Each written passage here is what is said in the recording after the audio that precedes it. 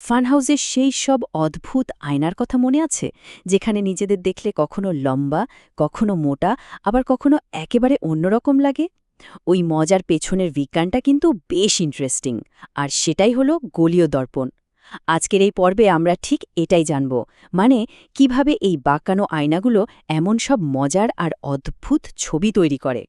এই যে প্রশ্নটা, এটাই কিন্তু আমাদের আজকের আলোচনার মূল পয়েন্ট। এই খুব সাধারণ একটা অভিজ্ঞতা, অথচ এর ভেতরেই লুকিয়ে আছে ফিজিক্সের দারুণ সব নিয়মকানুন।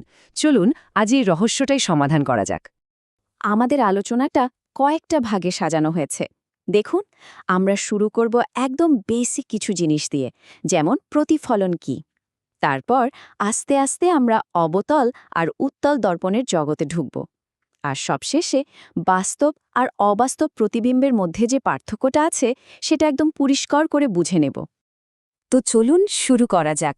এই সব কিছু বুঝতে গেলে আমাদের সবার আগে জানতে হবে আলোর প্রতিফলন বা রিফ্লেকশন জিনিসটা কি, কারণ এই একটা কনসেপ্টের ওপরেই কিন্তু বাকি সব কিছু দাঁড়িয়ে আছে। ব্যাপারটা খুবই সহজ। ধরুন একটা বল দেয়ালে ছুঁড়ে মারলে সেটা যেমন ধাক্কা খেয়ে ফিরে আসে, আলোও ঠিক সেভাবেই কোনো কিছুর ওপর পড়ে ধাক্কা খেয়ে ফিরে আসে। আলোর এই ফিরে আসার ঘটনাটাকেই আমরা বলি প্রতিফলন, আর এই ফিরে আসা আলোটাই আমাদের চোখে পড়ে বলি আমরা জিনিসটা দেখতে পাই। এখন কথা হলো, সব প্রতিফলন কিন্তু একই রকম হয় না।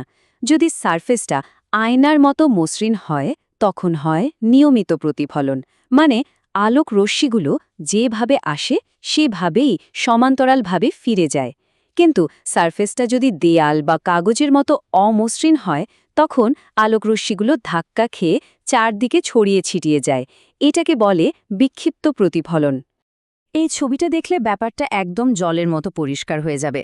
দেখুন, বাঁদিকে মসৃণ পৃষ্ঠে আলোকরশ্মিগুলো কি সুন্দর নিয়ম মেনে প্রতিফলিত হচ্ছে, আর ডানদিকে অমসৃণ পৃষ্ঠে পড়ার পর রশ্মিগুলো এক একটা এক এক দিকে চলে যাচ্ছে। আর এই পুরো খেলাটা কিন্তু মাত্র দুটো সহজ সূত্র মেনে চলে।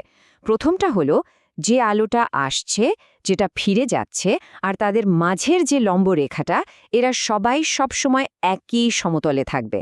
আর দ্বিতীয় এবং সবচেয়ে জরুরি সূত্রটা হলো, আলো যে অ্যাঙ্গেলে এসে পড়বে ঠিক সেই একই অ্যাঙ্গেলে ফিরে যাবে, মানে আপতন কোণ আর প্রতিফলন কোণ সবসময় সমান। বেশ, সমতল আয়নার ব্যাপারটা তো বোঝা গেল, কিন্তু আয়নাটা যদি বাঁকানো হয় তখন কি হবে? চলুন এবার সেই নিয়মগুলো জেনে নিই, যেগুলো ব্যবহার করে আমরা বাঁকানো আয়নায় আলোর পথটা ট্র্যাক করতে পারব আর বুঝতে পারব প্রতিবিম্বটা কোথায় তৈরি হবে। অবতল দর্পণে ছবিটা কেমন হবে তা বোঝার জন্য আমাদের শুধু ৩টা নিয়ম মাথায় রাখতে হবে। ১ নম্বর, যে আলোক রশ্মি প্রধান অক্ষের সমান্তরালভাবে আসে সেটা প্রতিফলনের পর সবসময় ফোকাস বিন্দু দিয়ে যাবে। ২ নম্বর, ঠিক এর উল্টোটা, মানে যে রশ্মি ফোকাস বিন্দু দিয়ে যাবে সেটা প্রতিফলনের পর সমান্তরাল হয়ে যাবে। আর ৩ নম্বর নিয়মটা সবচেয়ে সোজা, বক্রতার কেন্দ্র দিয়ে যে রশ্মি যাবে সেটা ধাক্কা খেয়ে সোজা সেই পথে ফিরে আসবে। ব্যাস, এই ৩টা নিয়ম জানলেই যে কোনো বস্তুর প্রতিবিম্ব কোথায় আর কেমন হবে তা বের করা সম্ভব। আচ্ছা, এবার চলুন অবতল দর্পণের প্রথম কেসটা দেখা যাক। এখানে সবচেয়ে জরুরি বিষয় হল বস্তুটাকে রাখা হয়েছে কোথায়। যদি বস্তুটাকে আয়নার খুব কাছে, মানে ফোকাস বিন্দুর ভেতরে রাখি, তাহলে কি হয় চলুন দেখি। যখন বস্তুটা খুব কাছে থাকে, আয়না থেকে প্রতিফলিত হওয়ার পর আলোক রশ্মিগুলো আসলে চারদিকে ছড়িয়ে পড়তে থাকে। ওরা বাস্তবে কখনোই এক জায়গায় মেলে না, কিন্তু আমাদের চোখ যখন ওই ছড়িয়ে পড়া রশ্মিগুলো দেখে, তখন আমাদের ব্রেইনের কাছে মনে হয় রশ্মিগুলো যেন আয়নার পেছন দিকের কোনো একটা বিন্দু থেকে আসছে। তো এর ফল কি দাঁড়ালো? আমরা একটা সোজা প্রতিবিম্ব দেখতে পাই, যেটা বস্তুর চেয়ে আকারে বড়, আর এটা একটা অবাস্তব প্রতিবিম্ব। ঠিক যেমনটা আমরা শেভিং মিরর বা মেকআপ করার আয়নাতে দেখি, যেখানে মুখটাকে একটু বড় আর স্পষ্ট দেখার দরকার হয়। কিন্তু কি হবে যদি বস্তুটাকে ফোকাস দূরত্বের বাইরে নিয়ে যাওয়া হয়? তখন কিন্তু পুরো দৃশ্যটাই পাল্টে যায়। তখন একটা বেশ অবাক করা ঘটনা ঘটে। এইবার কিন্তু প্রতিফলিত রশ্মিগুলো আর ছড়িয়ে পড়ে না, বরং ওরা আয়নার সামনে একটা নির্দিষ্ট বিন্দুতে এসে সত্যি সত্যি মিলিত হয়। আর যেহেতু আলোক রশ্মিগুলো এবার আর মনে হচ্ছে না, বরং সত্যিই মিলিত হচ্ছে, তাই আমরা একটা বাস্তব প্রতিবিম্ব পাই। আর এই বাস্তব প্রতিবিম্বের সবচেয়ে মজার বৈশিষ্ট্য হল এটা সবসময় উল্টো হয়। হ্যাঁ, একদম উল্টো, মাথার নিচে পা উপরে।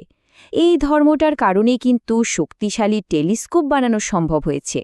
আর প্রতিবিম্বটা ছোট হবে না বড়, সেটা নির্ভর করে বস্তুটা আয়না থেকে ঠিক কতটা দূরে আছে তার ওপর।